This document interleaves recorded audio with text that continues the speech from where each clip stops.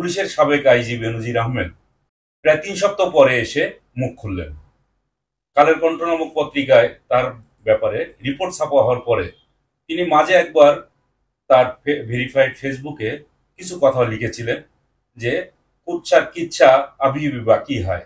2 কিস্তি প্রকাশ করার পরে তিনি ওই কথাটা বলেছিলেন যে আরো কুচ্ছা রটনা হবে তার বিরুদ্ধে, এবং তিনি যে সমস্ত সম্পাদক তারপর উপসম্পাদকীয় লেখালেখি হচ্ছিল তাদের ব্যাপারে তিনি আর একটু ধৈর্য ধরতে বলেছিলেন যে আরো কিছু ছাপা হবে তখন একবারেই লিখেন। তো এইটা বলতে বলতে গতকাল রাতে তিনি তার ভেরিফাইড ফেসবুক থেকে ঘোষণা দিয়ে দিলেন যে আজ 11টায় তিনি একেবারে লাইভে এসে এ ব্যাপারে বক্তব্য দিবেন। তো তার পুরা লাইভ বক্তব্যটা আমরা শুনেছি, প্রায় 24 মিনিট 25 সেকেন্ডের মতো এই বক্তব্য। তিনি পুরাটাই অস্বীকার করেছেন এবং একেবারে ক্যাটেগরিক্যালি তিনি 45টা অভিযোগ উত্থাপন করেছেন। সেগুলো বলেছেন যেগুলো এই অভিযোগগুলো একেবারেই অপমানজনক। এর মধ্যে তিনি বলেছেন যে 24টা সম্পূর্ণ মিথ্যা, আর 2টি উক্তি আছে যে অভিযোগ সেটা তিনি 7বার পুনরাবৃত্তি করা হয়েছে বলে উল্লেখ করেছেন, অর্থাৎ 14 বার গেল। 2টি ভুলভাবে প্রেক্ষাপট সেরকমই আছে, ভুলভাবে উত্থাপন করা হয়েছে। আর 10টি ফুলিয়ে ফাঁপিয়ে এমন ভাবে বলা হয়েছে শুধু সেটা তাল গাছ নয়, তাল গাছের ঝাড় সমেত বলা হয়েছে। অর্থাৎ তিনি এই যে তার যে সমস্ত সম্পদের কথা গোপালগঞ্জে, তারপর ঢাকায়, গাজীপুরে যেগুলো উল্লেখ করা হয়েছে সবগুলোর তিনি একেবারে খণ্ডন করেছেন যে এগুলো নাই। তবে গোপালগঞ্জের কথাটা তিনি স্বীকার করেছেন এখানে তার পারিবারিক সম্পত্তি এবং পারিবারিক ব্যবসা।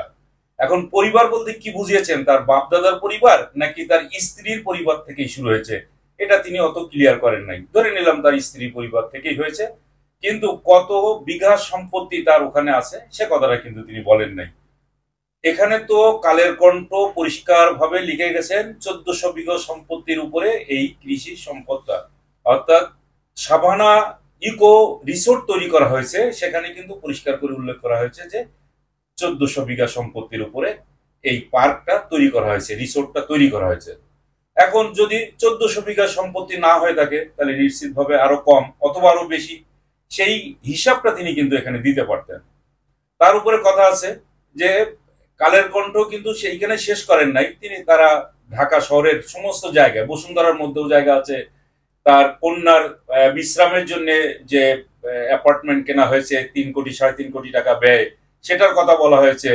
লা মেরিডিয়ানে তার যে শেয়ারের কথা, সে শেয়ারের কথা কিন্তু তিনি স্বীকার করে গেছেন, 2 লাখ শেয়ার তার কাছে আছে, সেটা স্বীকার করে গেছেন।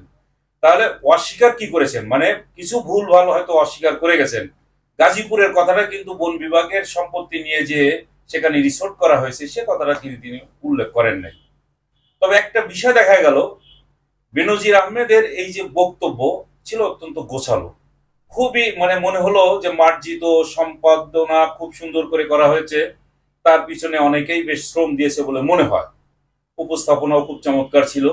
এবং কিন্তু কথা হলো যে তিনি বলছেন যে খুবই অপমানজনক এবং মিথ্যা তথ্য। তা আমার কথা হচ্ছে যে এখানে যদি বেনজির আহমেদ নিশ্চিত হয়ে থাকেন যে কালের কণ্ঠের পত্রিকায় ছাপা হয়েছে যে রিপোর্ট, সেই রিপোর্ট ভুল, অপমানজনক, মানহানিকর, তাহলে কিন্তু ওনার একটা পথ খোলা আছে। সেই পথটা খোলা হচ্ছে যে তিনি এখন আদালতে যেতে পারেন, সেই আদালতে তিনি মানহানির মামলা করতে পারেন এবং এই পত্রিকা গ্রুপের বিরুদ্ধেই কিন্তু তিনি ক্ষতিপূরণ মামলা করতে পারেন। এটা একেবারে স্বতঃসিদ্ধ, এটা পরিষ্কার।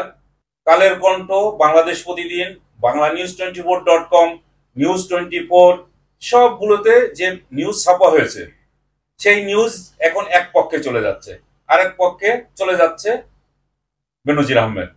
এখন এর মাঝামাঝি কোনো জায়গা নেই। এখন বলা যেতে পারে যে পত্রিকায় যে রিপোর্ট ছাপা হয়েছে সব হয়তো সঠিকভাবে উপস্থাপন করা হয়নি বা সব সঠিক নয়, কিন্তু সঠিক তথ্যটা কারা দিতে পারে, এটা হচ্ছে সরকারি তথ্য বা সরকারি সংস্থাগুলো এটার সঠিক তথ্যটা দিতে পারে। এটা পত্রিকা যে একেবারে পুঙ্খানুপুঙ্খ দিতে পারবে এটাও আমরা বিশ্বাস করি না। তবে সত্যতা যদি কিছু থেকে থাকে তাহলে এটা করাপশনের চার্জের মধ্যে আসবেই। আর এই করাপশন চার্জের মধ্যে যখন আসবে তখন বেনজির আহমেদকেও কিন্তু এটার একটা জবাবদিহির মধ্যে আসতে হবে। দুইটা পক্ষ, বেনজির আহমেদ তার যদি মানহানি হয়ে থাকে তাহলে পত্রিকা কর্তৃপক্ষের বিরুদ্ধে তিনি মামলা করবেন, আর যদি সেটা না করেন তাহলে ধরে নিতে হবে তিনি এই করাপশন চার্জের সঙ্গে আছেন, অর্থাৎ তার বিরুদ্ধে দুর্নীতির অভিযোগ আসবেই। অতএব তার এই দুর্নীতির অভিযোগ অবশ্যই দুদককে তদন্ত করতে হবে এবং এ ব্যাপারে পুঙ্খানুপুঙ্খ তার কত টাকা সম্পদ আছে যেটা তার জ্ঞাত আয় বহির্ভূত অর্জিত হয়েছে এটা দিতেই হবে। এটা এর মাঝামাঝি আর কোনো জায়গা কিন্তু এখন খোলা নেই। কিন্তু সবচেয়ে বড় ব্যাপার হলো বেনজির আহমেদের এই এতদিন মানে প্রায় 3 সপ্তাহ পার হয়ে গেছে তার বিরুদ্ধে এই নিউজগুলো ছাপা হয়েছে, কোনো সংস্থা কিন্তু এখনো পর্যন্ত উচ্চবাচ্য করে নাই। ফলে বোঝা যাচ্ছে যে বেনজির আহমেদ অত্যন্ত শক্তিশালী এবং বোঝা যাচ্ছে কি আমরা অনেকেই জানি যারা সংবাদপত্রের সঙ্গে জড়িত বা কিছুটা সিভিল সোসাইটির লোকজন, তারপর একটু সচেতন যারা আছে তারা অনেকেই জানেন যে বেনজির আহমেদের খুঁটির জোর কোথায়। অতএব তার বিরুদ্ধে করাপশন চার্জ আনা দুদকের ঘাড়ে কয়টা মাথা আছে সেটা আমরা জানি, কেননা আমরা ইতিমধ্যেই দেখেছি যে এস আলম গ্রুপের বিরুদ্ধে এরকম প্রতিবেদন ছাপা হয়েছিল, যে প্রতিবেদনে দেখানো হয়েছে যে এস আলম গ্রুপ বাংলাদেশ থেকে টাকা নিয়ে বাইরে বিনিয়োগ করেছে, সিঙ্গাপুরে বিনিয়োগ করেছে, মালয়েশিয়ায় বিনিয়োগ করেছে। তার বিরুদ্ধে ডেইলি স্টারে বিশাল রিপোর্ট ছাপা হলো। সেই রিপোর্ট ছাপা হওয়ার পরে একজন আইনজীবী হাইকোর্টে গেলেন এবং এটার ব্যাপারে তদন্তের জন্য দাবি জানালেন। সেই দাবিটা পর্যন্ত হাইকোর্ট বলল যে ঠিক আছে তার এই বিরুদ্ধে তদন্ত হতে পারে, দুদককে দায়িত্ব দেওয়া হলো, কিন্তু অ্যাপিলেট ডিভিশন সেটা আবার স্থগিত করে দিল। তাহলে কোথায় মানে এস আলমের খুঁটির জোর কোথায় এটাতেই বোঝা যায়।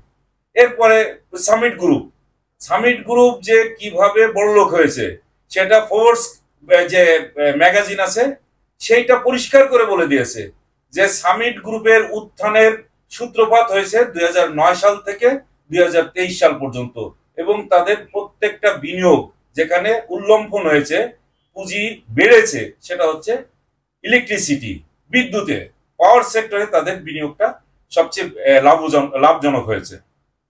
এইরকম জায়গা তারা আবার এখন তাদের অফিস কিন্তু সিঙ্গাপুরে আর অন্য কোথাও না, তাদের ব্যবসা হলো বাংলাদেশে, অফিস সিঙ্গাপুরে, হেড অফিস সিঙ্গাপুরে, তাকে ধরার কিন্তু কোনো উপায় নেই। এটা হচ্ছে অফশোর অফিস, হেড অফিস করে নিয়েছে অফশোর।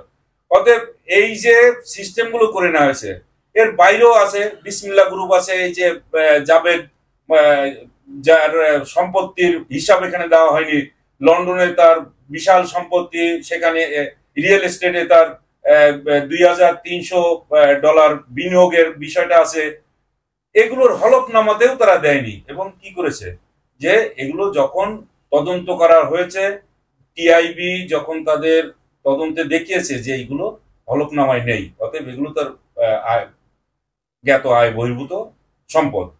কিন্তু সাইফুজ্জামান জাবেদ কিন্তু বাংলাদেশে এসে একটা জায়ক মিলাই মিশে সবকিছু বলে দিয়েছেন যে এটা আমার বহু আগে থেকেই বাইরে আমার বিনিয়োগ আছে, সেখান থেকে ইনকাম করা। কিন্তু যেখান থেকে ইনকাম করা হোক না কেন তার নিজের নামে, তো অর্থাৎ নিজের নামে যে ইনকামই থাকুক না কেন সেগুলো তার হলফনামায় আসতেই হবে, যেখান থেকেই তিনি ইনকাম করেন না কেন।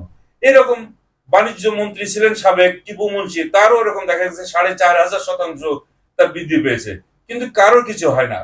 এখানে এখন এই সরকার যে একটা কর্তৃত্ববাদী সরকার, তার কিছু সংখ্যক মানুষকে, তার ব্যবসায়ী সম্প্রদায়কে বড় লোক বানানোর যে প্রজেক্ট হাতে নিয়েছে সেইটাই হচ্ছে, এর বাইরে তো আর কিছু হচ্ছে না। তো বেনজির হচ্ছে এই চক্রেরই একজন। সেই বেনজিরের বিরুদ্ধে মানে তদন্ত করবে এই রকম সাহস কার আছে? তিনি আজকে একটা বক্তব্য দিয়েছেন, সবাই শুনলো, সবাই বাহাবা দিচ্ছে যে বেনজির তো সঠিক পথে আছে, সততার পথে আছে। এটা এখন এর পরেও তো দেখা যাবে যে আরো নিউজ তো বের হবে, সেটা বেনজিরের পক্ষে না বেনজিরের বিরুদ্ধে যাবে। কেননা একটা গ্রুপ তার এখানে কাজ করছে না, বেনজিরের পক্ষেও একটা গ্রুপ কাজ করছে, বেনজিরের বিরুদ্ধেও আর একটা গ্রুপ কাজ করছে। তাহলে এগুলো নিয়ে হয়তো আরো নিউজ হবে, তখন আমরা সেই সমস্ত বিষয় নিয়ে আরো আলোচনা করতে পারবো। আজকে এই পর্যন্তই।